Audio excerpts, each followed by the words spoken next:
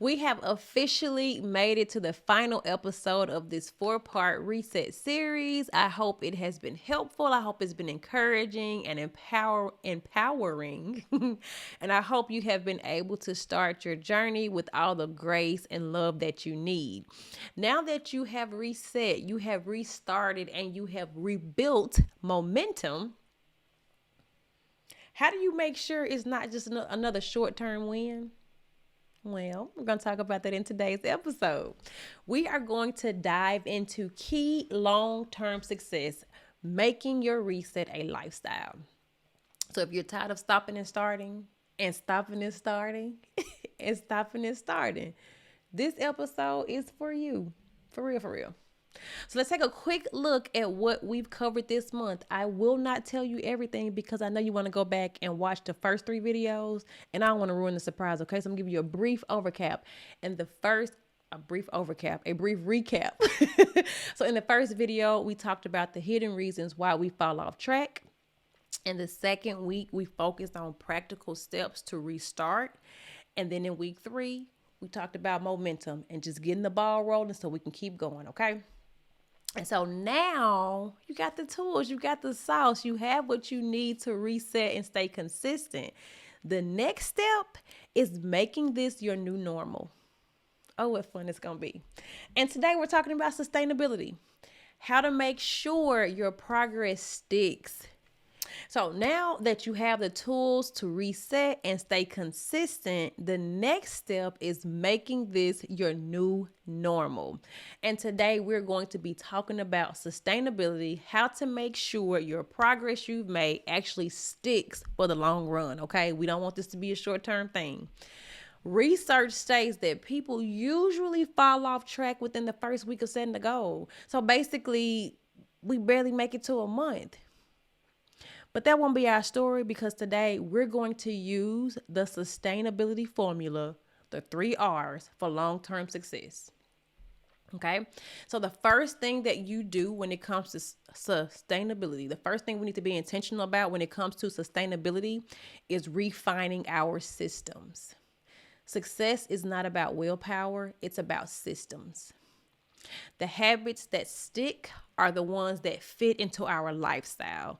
And that's one thing I've really been intentional about stressing throughout this series is the importance of making sure we look at where we are, depending on what season of life that we're in, okay? And so when we're talking about refining systems, when you're looking at your systems, I want you to consider the 4 pillars of a system that lasts. A system that truly works long term needs 4 elements. The first element that you need is efficiency. It must be streamlined to reduce stress. I cannot stress that enough.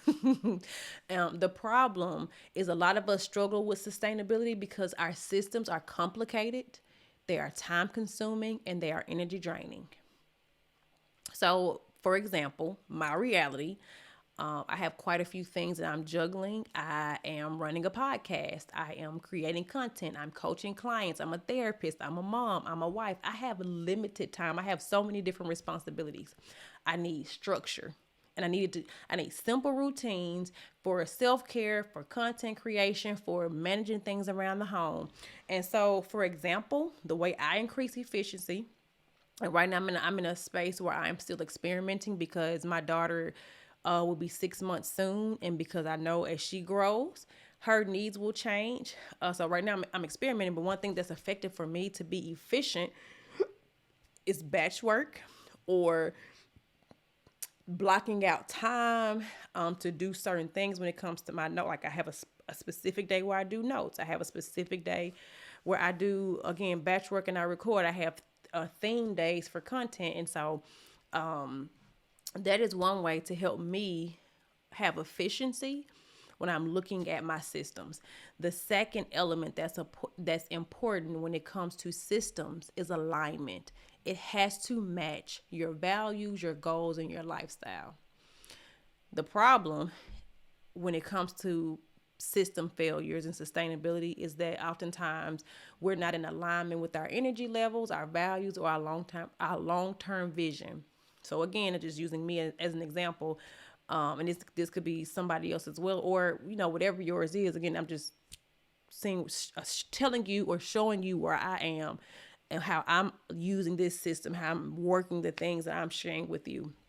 So faith is the very first thing that's important to me. After my faith is my family and then my business. Okay. Um, so when it comes to implementing different practices, in order for me to ensure I'm in alignment, I have to ask myself, does this system support my values and my goals? If whatever I'm doing is getting in the way of me spending time with God or having that one-on-one time where I'm being intentional about building intimacy with Him or self-care, or it's getting in the way of me spending time with my husband and my children, I have to reevaluate some things. The second thing I have to do is prioritize non-negotiables. I have to protect my self-care. I have to keep my time with my family sacred. And I have to make sure I'm implementing practices that allows me to operate in a creative space. All right. So again, when we're looking at systems, the first thing we want to ensure is the efficiency and alignment. The third pillar of systems is flexibility. It must allow for adjustments when life happens. It's easy to fall off track if your system isn't adaptable. Unexpected things will happen. Kids get sick, we travel, sometimes we are tired, whether it's physically, mentally, emotionally, whatever it may be. And then what we do is abandon the system instead of adjusting it. And so, as I mentioned before, I have a baby and I also have a toddler. And although I'm intentional about setting routines and schedules with them, while the schedule and the routine may be predictable, they are unpredictable. I never know. Most times I don't know what I'll get from day to day. And so what I have to do is just allow for grace. And I also have to have a backup plan. So the way for me to ensure that I am operating the best way I need to, the way I build flexibility. Again, I have a backup plan, and I reset. I don't restart. I don't have to go all the way back to the beginning and start over. I just press the reset button. I pick up where I left off. That's essentially what I do. And then the last pillar of systems is automation. Basically what that says is we are minimizing decision fatigue. The problem, decision fatigue slows us down because we're sitting up here trying to figure out what we want to do. If you have too much to think about, or if you're trying to figure out what to do next, you'll burn out faster. So for example, something quick and simple for me to make sure that my systems are automated, something we've started doing more frequently is meal prep. This eliminates me trying to figure out what we're going to have for dinner. Okay. So again, the first thing that we do is refine our systems. The second thing that we do, we recommit weekly. Instead of setting goals once a year, make it a habit to check in every week. Recommit every week because it matters. The problem is that we start with great intentions, but we miss a few days. We feel discouraged and we stop altogether. Without regular reflection, systems slowly become ineffective as our life changes. Progress will stall when we operate on autopilot instead of intentionally adjusting each week. So if you have multiple responsibilities, again, think about your reality. If you have a lot of things happening at once, what worked well last week may not work well this week, and that's okay. Some weeks, my kids need more attention. Work may be busier, or I just may be tired, right? I have no idea what things will look like from week to week, the things that are outside of my control, that is. And so if I don't check in regularly, my goals, my systems, I may start to feel disconnected, and my needs may start to go unmet. And so the solution, build a weekly recommitment ritual. So I do two things. One is I I set my intention for the next day. So if I know there's something I want to accomplish, I'm intentional about taking some time to write down what I want to be true or what I want to accomplish the next day. And then once I look at that, once the end of the week comes, so whether it is Saturday or Sunday, you can choose either day. Spend a few minutes just reflecting on my progress and planning ahead. And so right now, as I mentioned before, I'm kind of like in a space where I am experimenting because things are different and then my needs are changing based on where my kids are and different things that I have going on. So again, the weekly check-ins, setting my intention daily, that's been really effective. And then lastly, after we refine our systems and we recommit every week, we want to reframe setbacks as feedback. So I mentioned this in the first video. Falling off isn't failure, it's feedback. So instead of feeling discouraged, use setbacks or the information that you get, the data that you get, to adjust and to improve. There will be weeks where you do not hit your goals. There will be days where you feel exhausted. There will be moments when life will literally derail your progress. That's okay. It happens. We learn to give ourselves grace. And here's the truth. Here's what I want you to know. Setbacks don't stop you. It's your perception of setbacks that will. I want to share this with you. A few days ago, I found myself so discouraged because I had some things set in place that I wanted to do that I didn't get a chance to do. And my little behind, instead of me, I didn't pause in that moment, right? I kind of just went with it. But my little behind in that moment was just like, you know what? I'm just not going to worry about it. I am going to just go and find me just a regular 9 to 5, put my babies in daycare, and, retire at whatever age retiring is now. That's what I felt in the moment because I honestly did not pause in that moment. However, when I did stop, because I had to pause, I had to look at it. I was like, no, we're going to reframe this. I literally had to take some time I had to practice what I'm teaching you now intentionally. But I had to reframe it and understand that just because things did not go as planned, it did not mean that I give up completely. It doesn't mean that I have to give up completely. I had to really stop and say, oh, okay, what did not work well? What can I do differently? And I was able to put a plan in motion. And so here's the thing. I don't want to say this to you. The things and the tools that you have learned in this series, please know that they are not going to automatically happen overnight. Just like I am still working these things now, just like I'm sharing these things with you now, just like I have moments, you will too.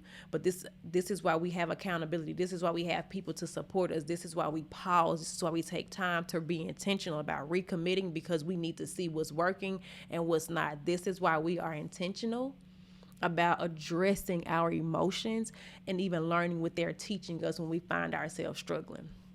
Okay, so like I said, setbacks don't stop you. It's your perception. Again, sustainability is about resilience, not perfection. So let's make sure that we are focusing on our progress. And when it comes to resilience, the whole thing about that, we're just bouncing back. So what did not go well?